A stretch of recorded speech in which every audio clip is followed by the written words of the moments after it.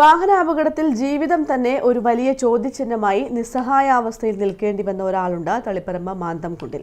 2021 September 16-ന് ദേശീയപാതയിൽ കുറ്റിക്കോലിൽ വെച്ച KSRTC bus നിർത്തിയിട്ട ലോറിക്ക് പിന്നിലിടിച്ചുണ്ടായ അപകടത്തിൽ പരിക്കേറ്റ മാന്തംകുണ്ട് സ്വദേശിനി ഷൈജ. വർഷങ്ങൾ നീണ്ട നിയമ പോരാട്ടത്തിനൊടുവിൽ തനിക്ക് നീതി ലഭിച്ച സന്തോഷത്തിലാണ് ഷൈജ. 2021 സെപ്റ്റംബർ 16 എന്ന ദിനം മാന്തംകുണ്ട് സ്വദേശിനി ഷൈജയെ സംബന്ധിച്ച് ഒരിക്കലും മറക്കാൻ പറ്റുന്ന ഒന്നല്ല. അന്നാണ് ഷൈജയുടെ ജീവിതം തന്നെ മാറ്റിമറിച്ച KSRTC ബസ് അപകടം നടന്നത്.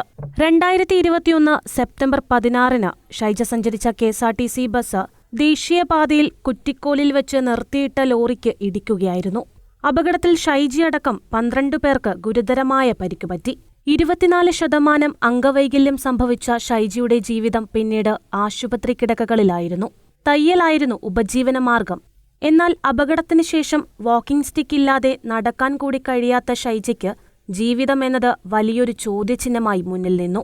അപകടത്തെ തുടർന്ന് ഷൈജ തളിപ്പറമ്പ് MACT കോടതിയിൽ നൽകിയ ഹർജിയിൽ 2025 ജൂലൈ 17-ന് 12,96,000 രൂപ നഷ്ടപരിഹാരം നൽകാൻ കോടതി KSRTC അധികാരികൾക്ക് ഉത്തരവ് നൽകി. എന്നാൽ ഈ ഉത്തരവ് പാലിക്കാൻ KSRTC തയ്യാറായില്ല. ഓരോ തവണയും കേസ് പരിഗണിക്കുമ്പോൾ കൂടുതൽ സമയം ചോദിക്കുകയായിരുന്നു. കഴിഞ്ഞ തവണ കേസ് പരിഗണിച്ചപ്പോൾ കോടതി ഇതിൽ കടുത്ത അതൃപ്തി രേഖപ്പെടുത്തിയിരുന്നു. 24/11/2021 മുതലുള്ള 8% പലിശയടക്കം നിലവിൽ തുക 18,19,019 രൂപയായി വർദ്ധിക്കുകയും ചെയ്തു. ഇതേ തുടർന്ന് KSRTCയുടെ ഏറ്റവും കൂടുതൽ വരുമാനമുള്ള പയ്യന്നൂരിൽ നിന്ന് രാത്രി 8 മണിക്ക് ബാംഗ്ലൂരുവിലേക്ക് സർവീസ് നടത്തുന്ന KL ബസ് ജപ്തി ചെയ്ത് ലേലം ചെയ്ത് തന്റെ തുക വസൂലാക്കാൻ അനുവദിക്കണമെന്നാവശ്യപ്പെട്ട് അഭിഭാഷകനായ വിനോദ് രാഘവൻ മുഖേന ഷൈജ വീണ്ടും കോടതിയെ സമീപിക്കുകയായിരുന്നു. പണമടയ്ക്കാൻ തയ്യാറാകാതെ ബസ് സർവീസ് തന്നെ നിർത്തിവെക്കാനാണ് KSRTC തയ്യാറായത്.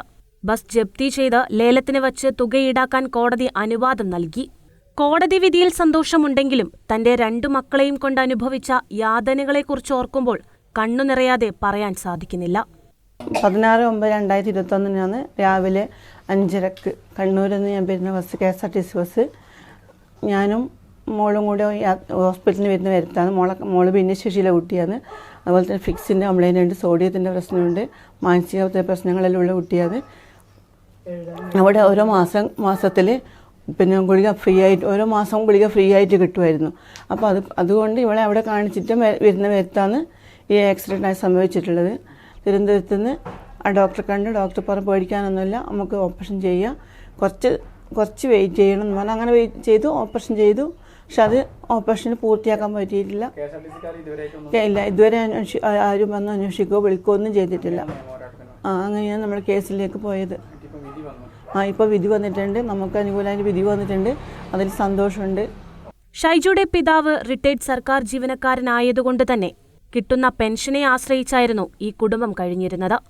വിധി അനുകൂലമായി വന്നത് സന്തോഷം തരുന്ന വാർത്തയാണെങ്കിലും ഒരിക്കലും ആർക്കും തന്റെ സ്ഥിതി ഉണ്ടാകരുതെന്ന പ്രാർത്ഥനയിലാണ് ഷൈജയും കുടുംബവും.